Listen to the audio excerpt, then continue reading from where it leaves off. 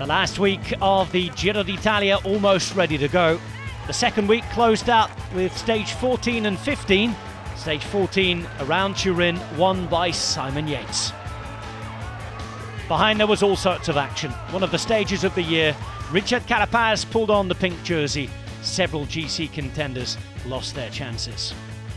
The race would then move to stage 15, into the Val d'Aosta. The sun not quite shining as strongly.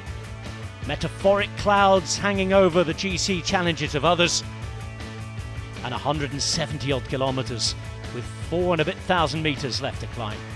Rivarolo Canavese in Piedmont was the start before the riders moved into the Val d'Aosta, a bordering region of Switzerland and France.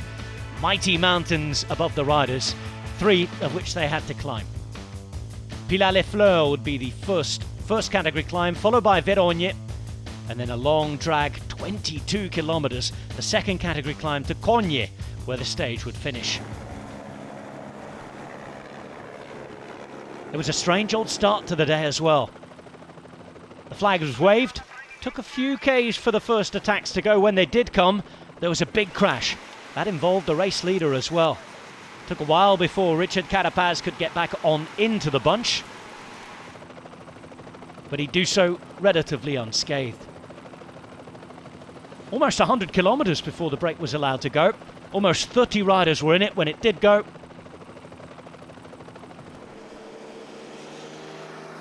And then they had to start taking on the climbs. Nobody really threatening in the general classification managed to make their way in it. So it would be the Ineos Grenadiers who control rather calmly behind. And up front, they'd start to fight it out very early for the stage win. Koen Bouwman hitting out on the first of the 3 classified ascents. He came over the first of the climbs in first position, and that meant he'd take the mountains classification lead. Mathieu van der Poel would set off in search of him, followed by Martin Tusveld, and we had 3 Dutch riders at the front with a lead of just over a minute. Onto the climb to Verogne, the hardest of the day, and that's where Giulio Ciccone started his ascent. Ascent up the climb and ascent up the leaderboard as well, because he was soon to within 15 seconds of the 3 up the road. Koen Bouwman was already being dropped out the back.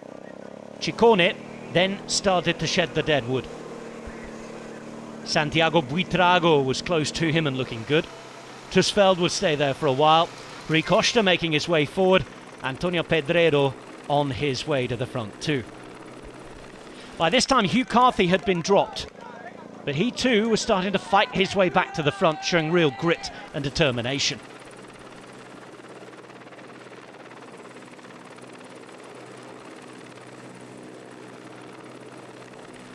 Just over 40 kilometres to go. And Guillaume Martin would also try his luck from the peloton. He'd lost quite a bit of time after being in the top 5. He was on his way into the top 10, gaining another couple of minutes by the end of the day. Carthy made contact and there were 4 at the front. That just before they went over the top of the penultimate climb of the day. The Frenchman Martin was continuing his own adventure.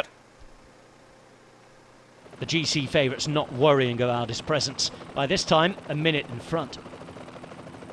Time to descend. And by the end of the descent, there'd be 6 riders at the front of the race. Costa and Tusveld making contact once again. Just over 25 kilometres to go. Martin continuing to hover just about a minute in front of the GC group. Giulio Ciccone was not waiting. The steepest slopes at the bottom of the final 22-kilometre climb came at the beginning. He used those to his advantage, splitting the group in half first, then leaving behind both Carthy and Buitrago. Another big effort, and the gap began to grow. In the bunch, not much was happening. Ineos Grenadiers using their energy, or what was left of it, everybody looking tired. Ciccone continuing to go his gap. A minute and 1 second to Buitrago, just over 10 Ks from the finish. Carthy dropped by the Colombian, and Pedreiro advancing as well. But it was all about Giulio Ciccone. A difficult few years, like it has been for everybody. Unable to find the level in the last 2 or 3 seasons, he's certainly found it here. A third Giro stage win, but a first victory in any bike race since before the pandemic. Behind Martin would take around 2 minutes back on his GC rivals and move into that top 10. But all the glory on the day going to Giulio Ciccone. And after losing the jersey, Trek Segafredo finally took their stage win. So 10 days in pink for Juanpe Lopez, a stage win for Giulio Ciccone, Buitrago second, Pedrero third, Carthy and Tussfeld in the top 5. Behind, this is what happened. The GC group coming to the line. And Richard Carapaz leading the Giro d'Italia going into the final week, with Guillaume Martin sneaking into that top 10.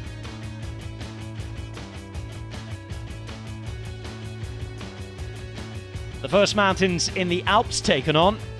Plenty more to come, starting with a big mountain stage on Tuesday. Before the rest day though, time to celebrate for Italy. 3 stage wins in 6 days in the middle week.